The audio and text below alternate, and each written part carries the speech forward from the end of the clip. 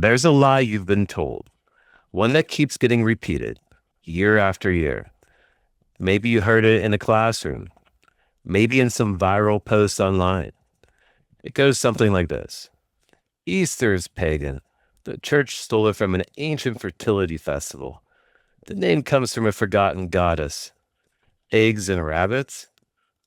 All pagan symbols. Sounds convincing, right? The kind of thing people love to parrot without ever questioning it. But here's the truth. That's all nonsense. Not a misunderstanding. A lie.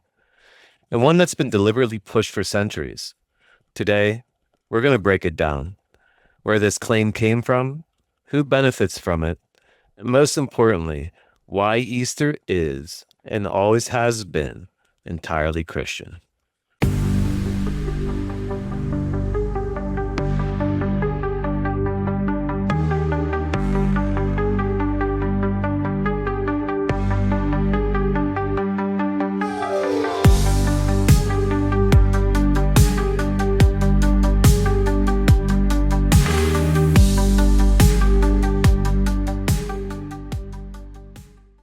The first people to push this idea weren't historians. They weren't scholars.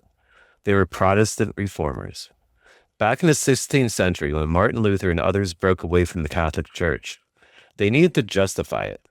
And what better way than to claim that Catholic feasts, Christmas, Easter, even the Mass itself, were corruptions of the true Christianity. The Puritans in England took this to an extreme. They banned Easter in the 1600s, calling it a populist invention. Imagine that. Easter, banned, in the name of Christianity. But that was just the first attack. The real danger came later, in the 19th and 20th centuries.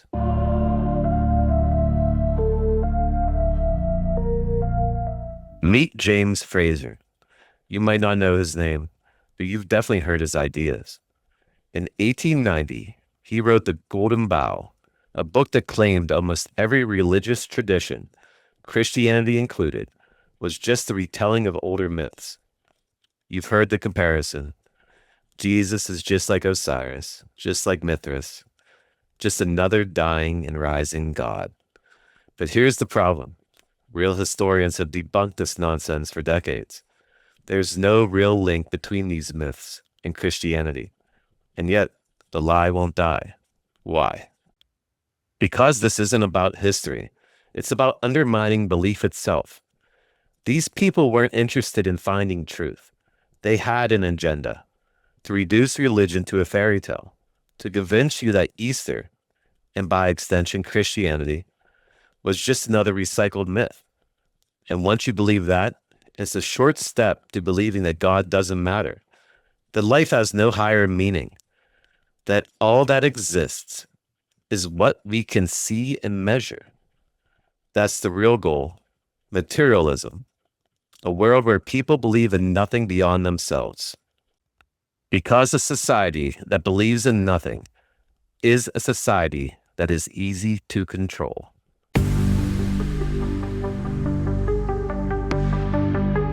So now that we know where the lie came from, let's talk about the truth. Easter isn't pagan. It's not a recycled myth. It's the exact opposite. It's the fulfillment of history, not a retelling of it. In almost every language, Easter isn't called Easter.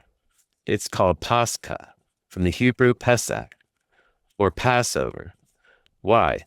Because Christ's passion, death, and resurrection happened during the Jewish Passover. That's not a coincidence. It's prophecy being fulfilled. The Jewish sacrificed the Paschal lamb. Christ is the Lamb of God. The Jews marked their doors with the blood of the Lamb. Christ's blood is the new and eternal covenant. The Jews were freed from slavery. Christ frees us from sin and death. The entire Christian understanding of Easter comes from Jewish tradition, not pagan myths. And the date. That was settled in 325 AD at the Council of Nicaea, where the church determined that Easter should be celebrated based on the Jewish lunar calendar, not some pagan festival.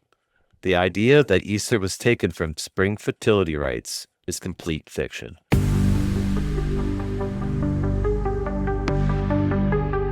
People love pointing at eggs and rabbits and saying, see, that's proof of paganism. But let's think about this for a second. Eggs. In the early church, Christians fasted from meat, dairy, and eggs during Lent. By Easter, they had a surplus of eggs, so they were dyed and eaten in celebration. The egg itself, it's an ancient Christian symbol of the tomb. Just as a chick breaks out of an egg, Christ broke forth from the tomb in his resurrection. That's not pagan. That's Christian. And rabbits? That's not Catholic at all. It's a German Protestant folk tradition, centuries later. The church never officially connected rabbits to Easter, ever.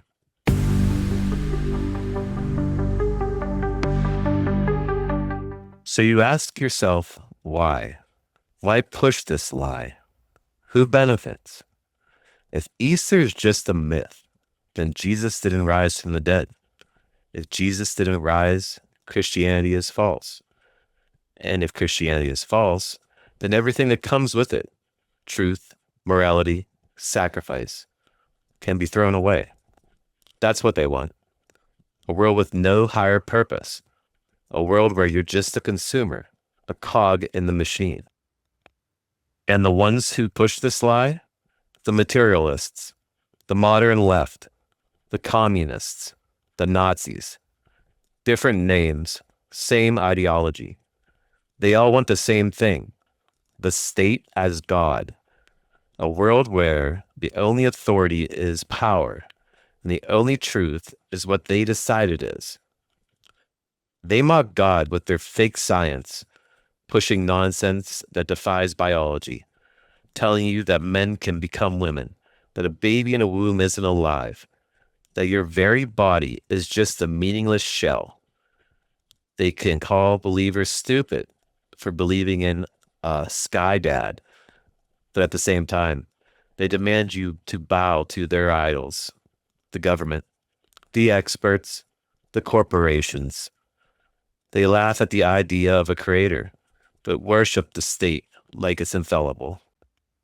Different uniforms, same cult, same hatred for truth.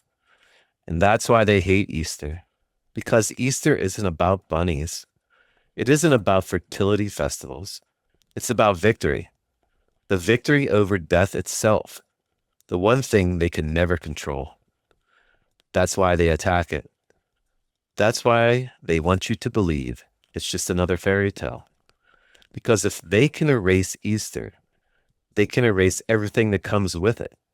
Faith, family, tradition. The very idea that there's something greater than this material world. Don't let them take that away from you.